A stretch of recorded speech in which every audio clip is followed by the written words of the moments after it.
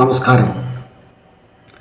ഞാനിന്ന് നിങ്ങളുടെ മുന്നിലെത്തിയിരിക്കുന്നത് ദിലീഷ് പോത്തനും വിനയകുമാറും ഒക്കെ അഭിനയിച്ച, വിജയരാഘവനും ഒക്കെ അഭിനയിച്ച, ആഷിഖ് കപൂർ സംവിധാനം ചെയ്ത റൈഫിൾ ക്ലബ്ബ് എന്ന സിനിമയെക്കുറിച്ച് സംസാരിക്കുവാനാണ്. പതിവ് പോലെ എൻ്റെ ഈ ചാനൽ നിങ്ങൾക്ക് ഇഷ്ടപ്പെട്ടുവെങ്കിൽ ദയവായി സബ്സ്ക്രൈബ് ചെയ്യുക. ഞാനിടുന്ന ഓരോ വീഡിയോകളും അപ്പോൾ തന്നെ നിങ്ങൾക്ക് നിങ്ങളുടെ മൊബൈലിൽ നോട്ടിഫിക്കേഷനായി ലഭിക്കുന്നതിനായി ബെൽ ബട്ടൺ അമർത്തി ഓൾ പ്രസ് ചെയ്യുക. ആഷിഖ് കപൂർ സംവിധാനം ചെയ്ത റൈഫിൾ ക്ലബ്ബ്. ഈ സിനിമ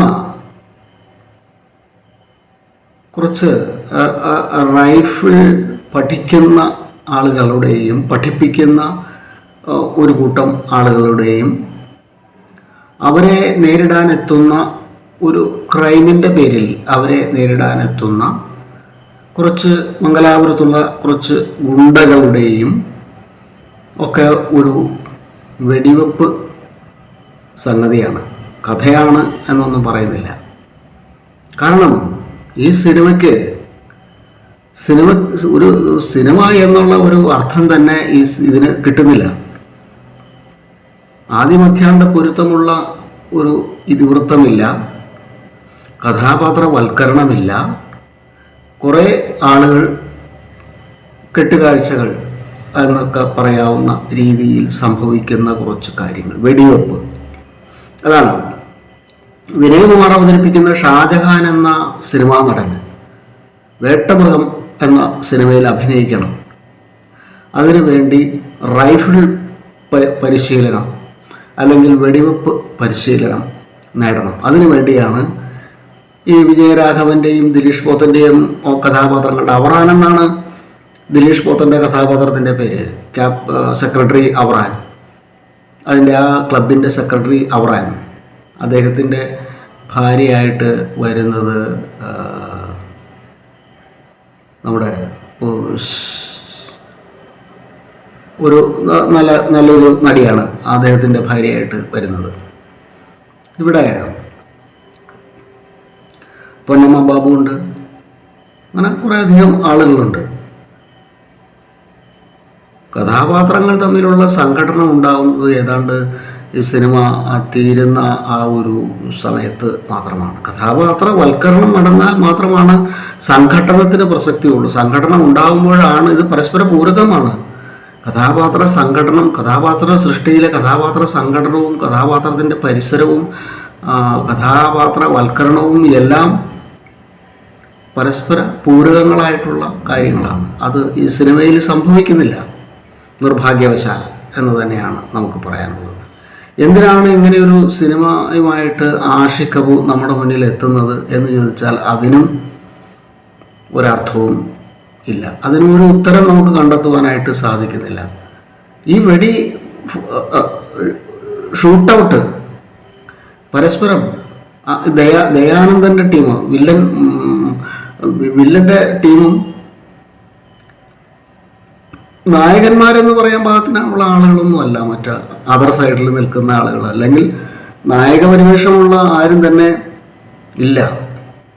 ഇപ്പോൾ വിനയകുമാറിൻ്റെ ഷാജഹാൻ്റെ ഒരു കസിൻ, അദ്ദേഹം ഒരു ഡാൻസുകാരനാണ്. ആ ഡാൻസ് നടത്തിക്കൊണ്ടിരിക്കുന്നതിൻ്റെ ഇടയ്ക്കാണ് മംഗലാപുരത്ത് ഡാൻസ് നടത്തിക്കൊണ്ടിരിക്കുന്ന സമയത്ത് ഇവൻ്റെ കാമുകിയെ വന്ന് വില്ലൻ്റെ ദയാനന്ദൻ്റെ മകൻ വന്ന് അനാവശ്യം പറയുകയോ പ്രപ്പോസ് ചെയ്യുകയോ ഒക്കെ എന്തൊക്കെയോ ചെയ്യുകയാണ്. അങ്ങനെ അവനോട്ടൊരു ചവിട്ട് വെച്ച് കൊടുക്കുന്ന സമയത്ത് അവൻ തലയും കുത്തി താഴെ വീണ് അവൻ അവിടെ തീരുകയാണ് ചെയ്യുന്നത്.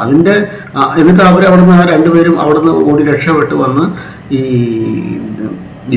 ഈ ഷാജഹാൻ ഉള്ള സ്ഥലം എന്ന് പറയുമ്പോൾ അയാളുടെ വീടല്ല, വീടിന് പകരമായിട്ട് അയാൾ ഈ റൈഫിൾ ക്ലബിലാണ് വന്ന് ഇരിക്കുന്നത്. റൈഫിൾ പഠിക്കാൻ വേണ്ടി, റൈഫിൾ ഷൂട്ട് പഠിക്കാൻ വേണ്ടി വന്നിരിക്കുകയാണ് ഷാജഹാൻ, വിനയകുമാറിൻ്റെ ഷാജഹാൻ. അവിടേക്കാണ് ഇവർ വരുന്നത്, ഈ ചെറുക്കനും പെണ്ണും വരുന്നത്.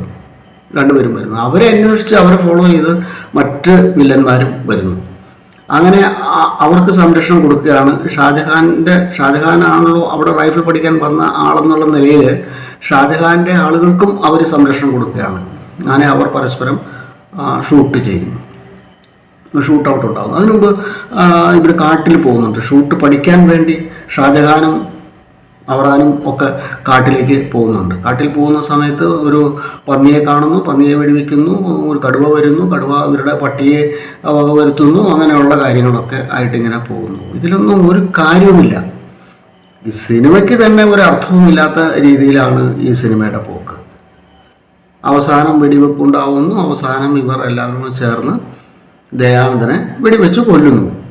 ഇതിലെന്താണ് ഇത്ര വലിയ കാര്യമായിട്ടിരിക്കുന്നത്? ഒരു സിനിമയുടേതായിട്ടുള്ള ഒരു രസവും തരാത്ത ചലച്ചിത്ര ഛായാഗ്രഹണത്തിൻ്റെ മഹത്വമെങ്കിലും കാണിക്കാമായിരുന്നു. ഇത്തരം സിനിമകളിൽ അത്തരമുള്ള ടേക്കിങ്സും കാര്യങ്ങളൊക്കെ വരാറുണ്ട്. പക്ഷേ ഇതിൽ അതൊന്നും വന്നിട്ടില്ല.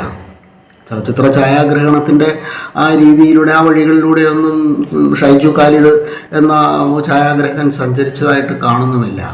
അല്ലെങ്കിൽ അതിനുള്ള അവസരം അവിടെ ഉണ്ടാകുന്നില്ല. കാരണം ഒരു മുറിക്കകത്താണ് അല്ലെങ്കിൽ ഒരു വീടിനകത്താണ് ഈ സിനിമ ഭൂരിഭാഗവും സംഭവിക്കുന്നത് എന്നുള്ളത് കൊണ്ട് തന്നെ. പിന്നെ ഷോട്ടുകളുടെ കാര്യം പറഞ്ഞിട്ടുണ്ടെങ്കിൽ എന്താണ് നമുക്ക് പറയാനായിട്ട് തോന്നുന്നത്? ഷോട്ടുകളെന്ന് പറയുന്നത് ഷോട്ടുകളുടെ ശവപ്പുറമ്പായിട്ട് മാറുകയാണ് സിനിമ ചെയ്യുന്നത്. അത് സംഭവിക്കാൻ പാടില്ല. എന്തിനാണ് ഒരു ഷോട്ട് എന്ന് പറയുന്നത്? ഒരു ദൃശ്യം ഉണ്ടാക്കുന്നത് എന്തിനാണ്?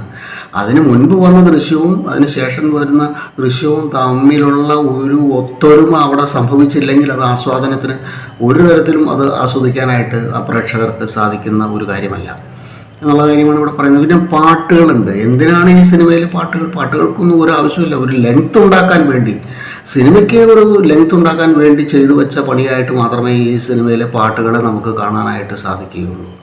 വിജയരാഘവനെ പോലുള്ള അഭിനേതാക്കളെയൊക്കെ കൊണ്ടുവന്ന് വെറുതെ ഇരുത്തി ആ സമയം ആ സ്പേസ് നഷ്ടപ്പെടുത്തുന്നതായിട്ട് മാത്രമാണ് കാണാനുള്ളൂ. ആഷിഖ് കപൂറിൻ്റെ കയ്യിൽ നിന്നുള്ള സർഗാത്മകതയും പുഷ്കറിൻ്റെ കയ്യിൽ നിന്നുള്ള ശ്യാം പുഷ്കറിൻ്റെ കയ്യിൽ നിന്നുള്ള സർഗാത്മകതയും ഒന്നും തന്നെ ഇവിടെ കാണുവാനായിട്ട് സാധിക്കുന്നില്ല.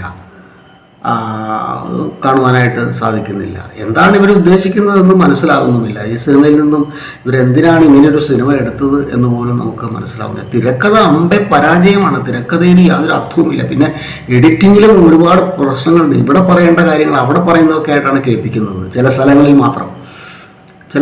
മാത്രം മുഴുവനാണ് എന്നല്ല പറയുന്നത്. സിനിമയുടെ തുടക്കത്തിൽ അങ്ങനെ ഒരു കൺഫ്യൂഷൻ അവിടെ വന്നിട്ടുണ്ട്. സംവിധായകൻ കൂടെ ഇരിക്കണം. ഇതിൻ്റെ എല്ലാത്തിൻ്റെയും കൂടെ സംവിധായകൻ ഉണ്ടാവണം. ആദ്യം അഖ്യാന്തം സംവിധായകൻ കൂടെ പോയിരിക്കണം. കൂടെ പോയിരുന്ന് സംവിധായകൻ്റെ നിർദ്ദേശാനുസരണം വേണം ഓരോ കാര്യങ്ങൾ ചെയ്യാനായിട്ട്.